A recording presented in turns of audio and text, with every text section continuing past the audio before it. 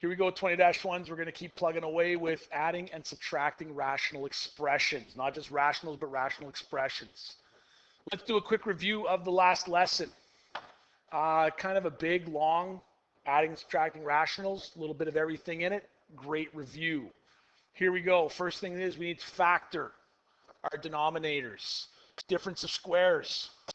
2x minus 3 and 2x plus 3. There's our first step.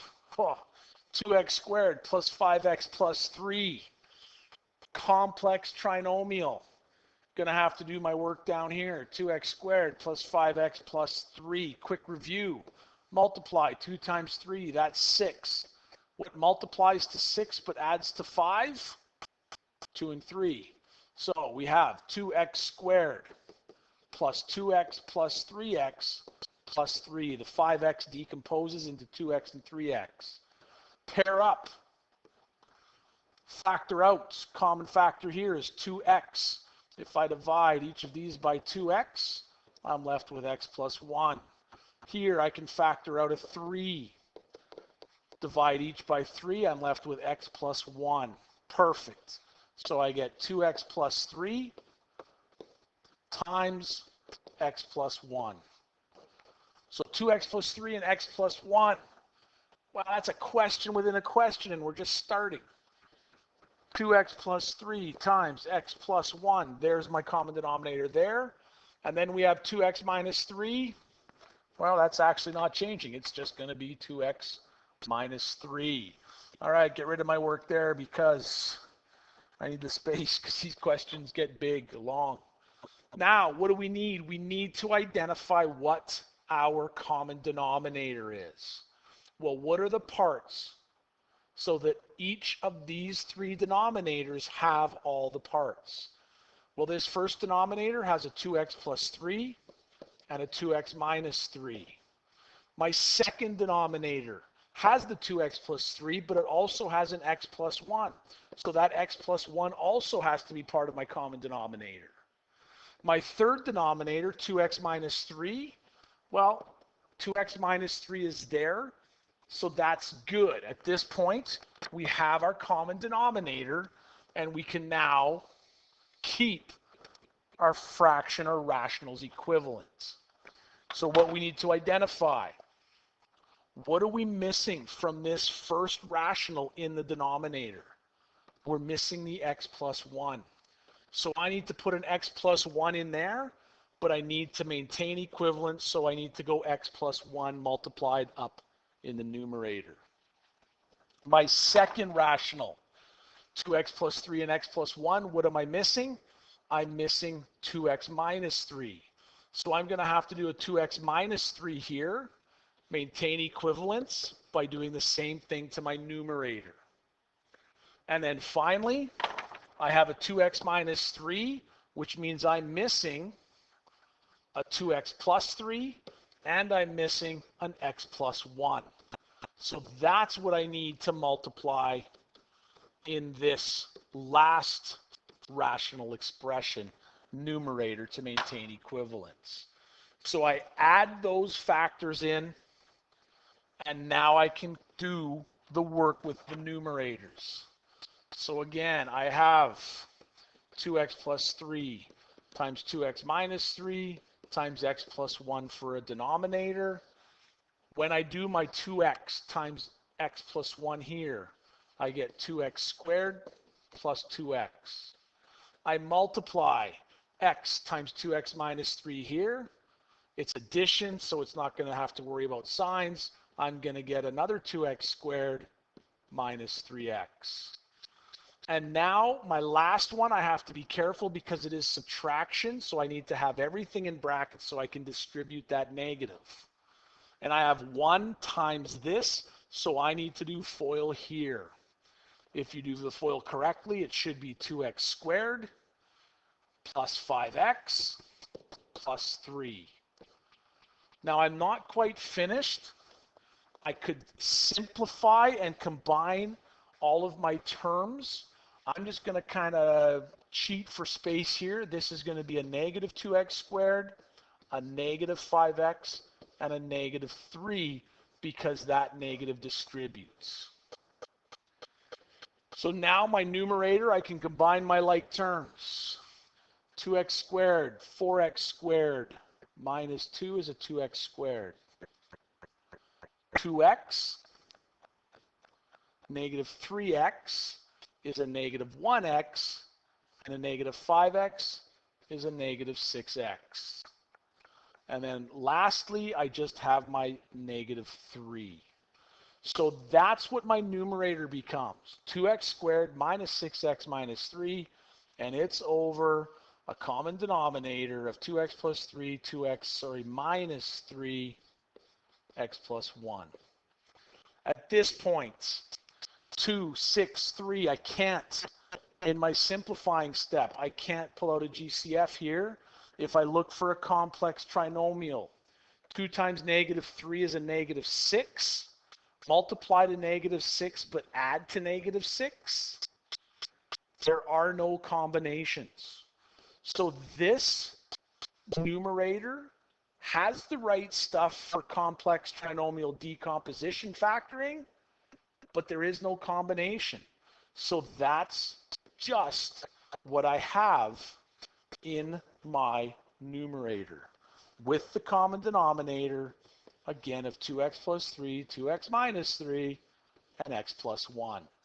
There's our solution. As long as our x values don't equal what? Well, if we have 2x plus 3 equal to 0, that's because x equaled negative 3 halves. If 2x minus 3 equaled 0, that's because x equaled positive 3 halves.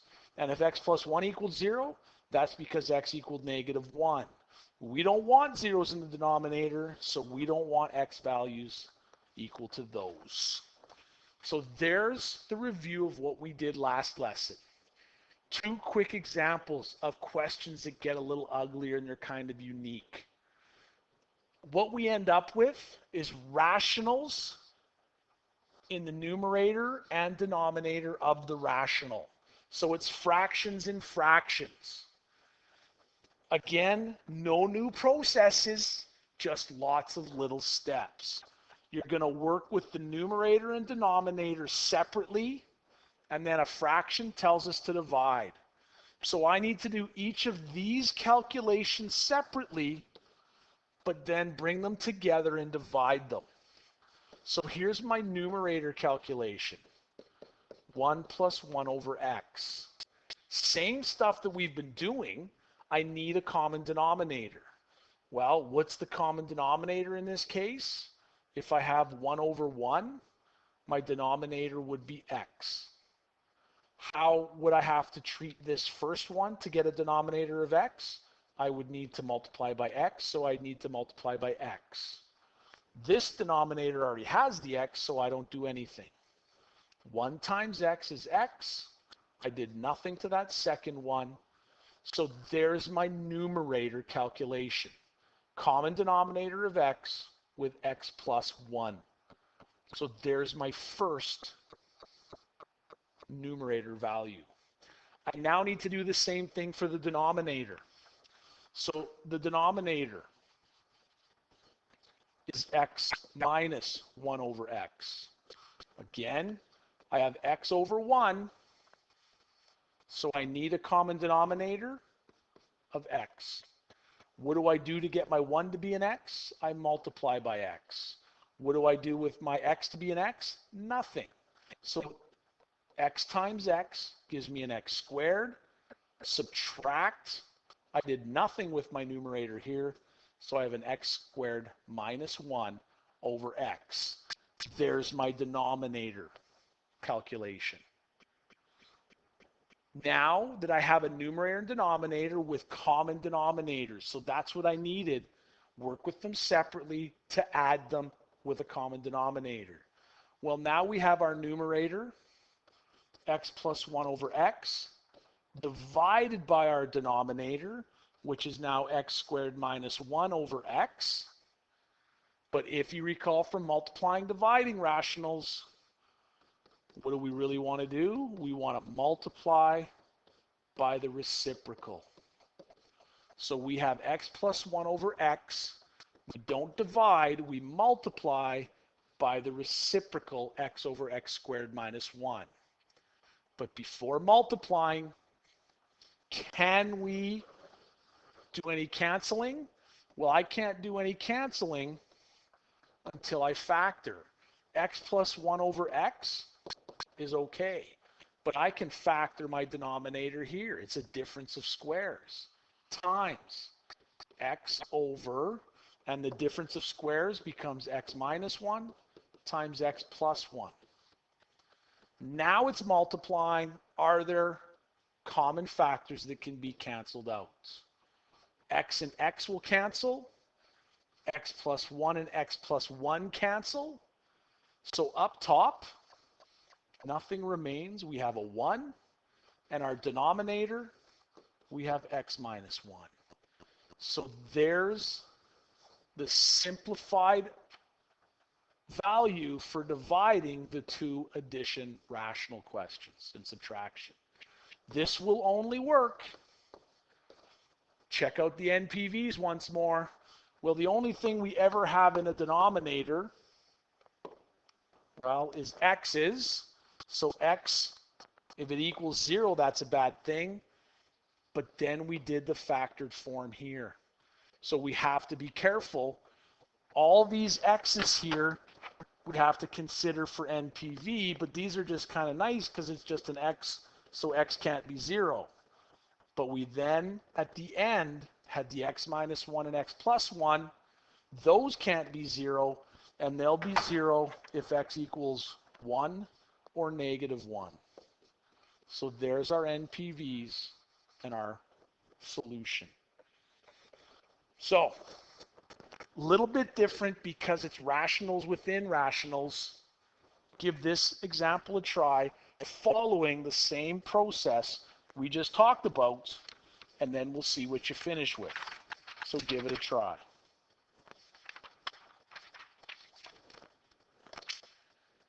Here we go. Numerator. We have 2 minus 4 over y. In order to subtract these, I need a common denominator. Right now I have a denominator of 1 under the 2 and a y. So our common denominator is going to be y. I need to multiply by y here, so I need to multiply by y on top.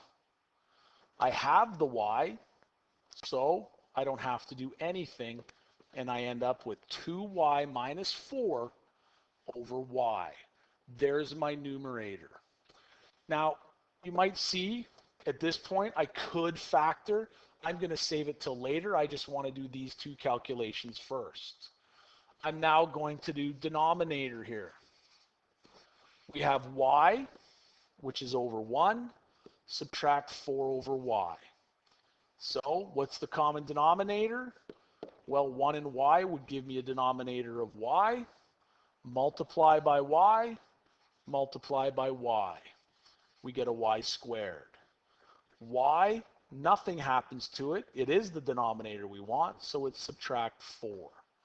So there's my denominator. Numerator, denominator simplification. Fraction tells us numerator divided by denominator. Numerator divided by denominator. But we don't divide, we multiply by the reciprocal. 2y minus 4 over y times y over y squared minus 4. At that point, now that I'm multiplying, I want to cancel multiplying process. We talked about it a few lessons ago. Now I need to factor all the parts to look to cancel. So up top, 2y minus 4, I can factor out a 2. 2 over y, 2 times y minus 2, and that's over y.